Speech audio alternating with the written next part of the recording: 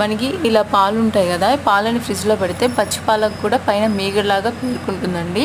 ఆ పచ్చి పాల మీద మీగడతోనే మనకి నెయ్యి కూడా చేస్తారు. ఆ నెయ్యి వచ్చేసి కాస్ట్ తక్కువ ఉంటుంది.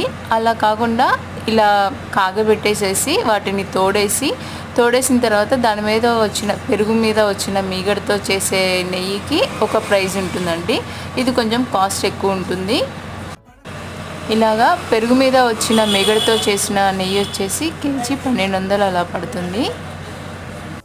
మనం ఇలా నెయ్యి ప్రిపేర్ చేసుకునేటప్పుడు కొంచెం కరివేపాకు కానీ మెంతులు కానీ వేసుకొని కరగబెట్టుకుంటే నెయ్యి స్మెల్ అనేది చాలా బాగుంటుందండి. షాప్లో మిల్క్ కూడా పెట్టాను కదా, మార్నింగ్ మిల్క్ రాగానే వాటిని ఇలాగా ప్యాక్ చేసేసి డెలివరీకి పంపించేస్తానండి.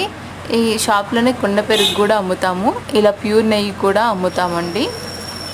కనుక వీడియో నచ్చినట్లయితే సబ్స్క్రైబ్